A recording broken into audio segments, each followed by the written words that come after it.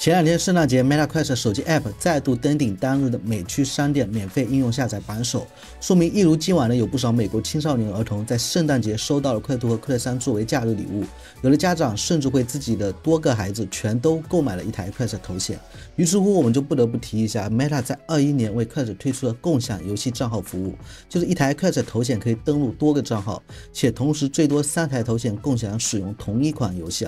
而这款游戏只需要付费购买一次，那这个服务对我们大陆用户来说也是生效的。但可能之前因为大家基本上也就一台 Quest 2，也想不到使用这个功能。不过今年估计现在有很多朋友都购入了 Quest 3，原来的 Quest 2就是处于吃灰的状态，其实你就可以通过这个方式把旧机借给朋友，让他不用花钱就能陪你玩多人的 VR 游戏。或者说你身边已经有人买了设备，但是你们都觉得一体机的游戏太贵，那现在你们就可以利用这个功能平摊这个游戏花费。不过我也发现有很多朋友之前有尝试过去使用这个共享的游戏账号，但是都没有成功实现，因为它是存在几个必要的使用规则的。那我接下来就用我个人经验来告诉大家如何100%的进行游戏共享。首先第一点，参与游戏共享的每台 Quest 头显，它的激活绑定账号必须要是同一个 Meta 账号，因为在规则设定里就是把你的主账号的游戏分享给副账号使用，所以大家必须要保证每台设备的主账号都是同一个。其次，作为副账号要想接受主账号分享的游戏，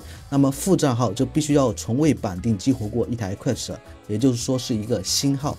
所以我先举一个反面例子，让大家好理解一下。之前有些朋友是这样的，比如 A 买了很多游戏， B 现在刚买了 Quest， 游戏也没有几个， B 于是选择在自己的 Quest 上额外登录了 A 的账号，但实际上这样是无法共享的，因为 A 并不是主账号， B 才是主账号。同时 B 虽然是主账号，但他也没有办法给 A 分享游戏，因为 A 已经是绑定为其他 Quest 头显的主账号了。不知道大家这样有没有理解了？如果还没有理解，那现在我们就假设这样一个今年大家比较普遍的一个情境，就假设你之前已经有了一台 Quest 2，这个 Quest 2上面的大号买了很多游戏，且领取过这台 Quest 2的激活30美刀优惠奖励。那现在咱们买了一台全新的 Quest 3，那只要继续用这个大号登录激活 Quest 3，然后额外注册一个小号在 Quest 2或者 Quest 3上面登录设置页面有个开启共享的开关需要开启，而且是登录的主账号的设备都需要开启，这样你就可以把大号的游戏分享给小号了。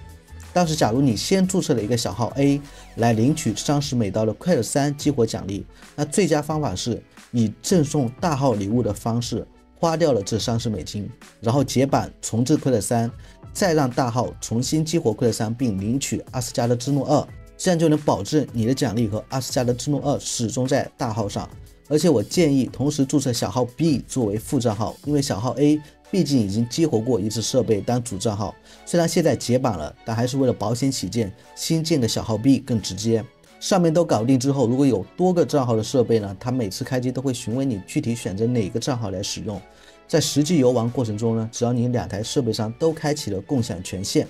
一台使用大号登录，一台使用小号登录，那么你们就可以同时玩同一个游戏，包括像 After the Fall、雇佣战士 Demio 这些多人联机游戏都是可以的。不过大家要注意的是，不是每个 Quest 游戏都支持账号共享，所以你和朋友商量着要买游戏的时候要考虑到这一点。Meta 这边是默认所有 Quest 游戏自动支持游戏分享功能，但是游戏开发者可以选择手动关闭。比如 Meta 自家的热销头号游戏节奏关键就是不支持共享的。不过大家也不用担心这类不支持共享游戏的反而是极少数部分，应该说商店里90%都是支持的。在 Quest 商店里还有一类游戏呢是叫支持 Close Buy 的，也就是你买了 VR 一体机版的游戏，假如这款游戏同样在 Quest PC VR 客户端有 PC VR 版本，那你也会获得这款游戏的免费 PC VR 版。虽然通常 Quest 商店同款游戏的价格比起国区 Steam VR 的价格要高不少，但考虑到游戏支持 Close Buy 的话，同时拥有2个版本的游戏，那勉强也还能接受。但是我们并不能通过商店页面的详情信息直接得知这款游戏是否支持 Close Buy。那这里我是推荐大家一个网站叫 VRDB.app，